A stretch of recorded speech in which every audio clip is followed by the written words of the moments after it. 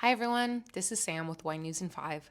Today we'll discuss recent fires in the Aude, Corsica in California, a Chinese alcohol retailer closing 1,500 stores, a new geographical indication for Argentina, two potential mining projects that would affect the wine industry, one in New Zealand and the other in Australia, and the unveiling of the lightest wine bottle in the world.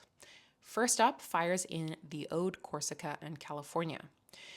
France is currently experiencing its largest wildfire since 1949, with one person dead and 13 others injured. Since igniting on Tuesday, August 5th, the fire has burned through 17,000 hectares, 42,000 acres, across the Aude region of southern France.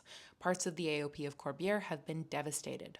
Anaël Peru, director of the Cellier de Demoiselles co-op, told Vitisphere that two-thirds of their growers' vineyards had been affected to varying degrees, with significant crop losses likely even if vineyards had not been destroyed by the fire as a result of smoke taint and grapes being sprayed with retardant. As of yesterday, the fire had been contained. Many winemakers in the region are blaming the rapid spread of the fire on the recent loss of vineyards. Corbière has seen 5,000 hectares, 12,355 acres, which is 7% of its vineyards, grubbed up in the last year and then overtaken by scrub and brush that easily ignited.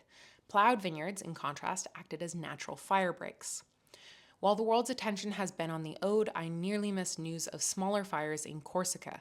Thank you once again to news listener Julio Patino for bringing this to my attention. Fires began on August 2nd in Corsica in two municipalities, Oleta and Poggio de Oleta, in the AOP of Patrimonio. The AOP posted photos on Instagram that I will link to. The burn area totals 50 hectares, 124 acres. Clos Marfisi and Domaine Leccia both lost vineyards in the fire, and an investigation into suspected arson has been opened. Half a world away, San Luis Obispo and Santa Barbara are experiencing California's largest wildfire this year.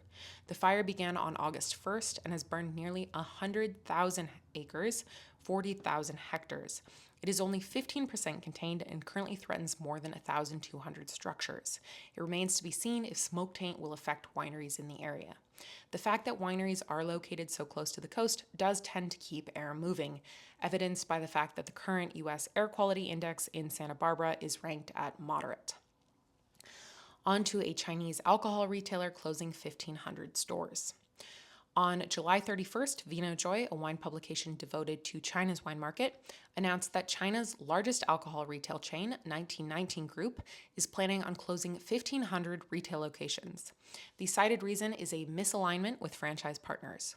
According to founder and chairman Yang Lingjiang, some franchises have gone so far as sourcing products through unauthorized channels.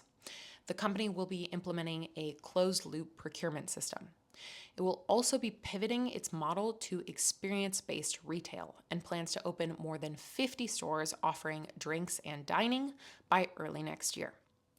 Next, a new geographical indication for Argentina. On July 16th, Alto Agrelo was officially recognized as a geographical indication, GI, by Argentina's National Institute of Viticulture.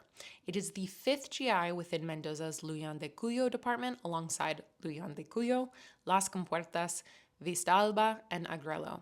And yes, that is separate from the new Alto Agrelo. Grupo Viña, which owns the brands Argento, Otronia, Cruz de Piedra, and others, as well as a 232-hectare, 573-acre certified organic vineyard within Alto Agrelo, led the campaign for the GI's recognition. On to two potential mining projects that would affect the wine industry. On August 7th, Emma Jenkins MW published a piece in Decanter about the wine industry's response to a proposed gold mine in central Otago, New Zealand.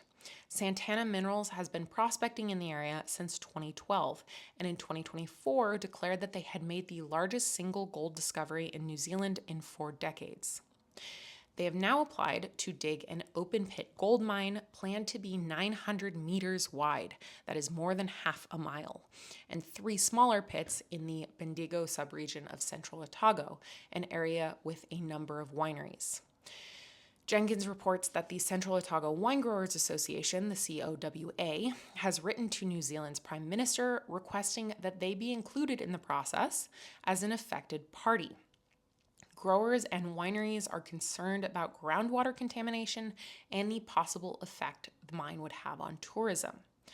Locals in the area are also concerned, and a group by the name of Sustainable Taras has put together a list of things that New Zealanders can do to oppose the mine. I'll link that in the transcript.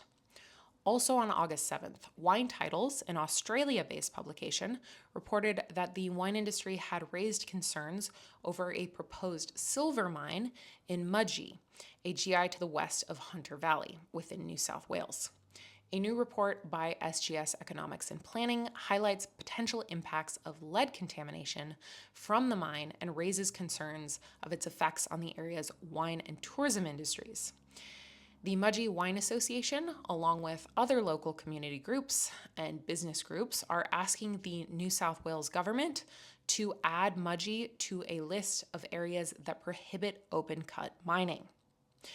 Neighboring regions, including the Upper Hunter, Gloucester, and Liverpool Plains, already prohibit open-cut mining. The Mudgee Region Action Group is taking signatures and donations to try to stop the mine. I'll include that link in the transcript as well. Finally, the unveiling of the lightest wine bottle in the world.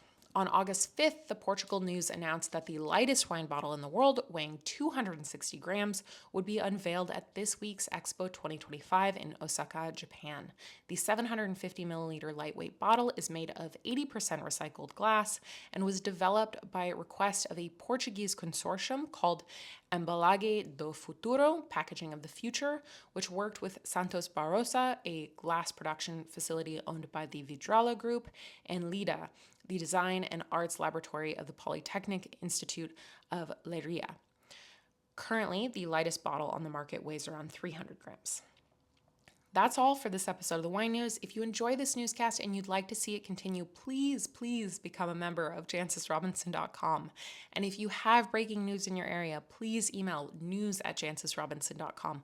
I really love it when people email in with news. Thank you.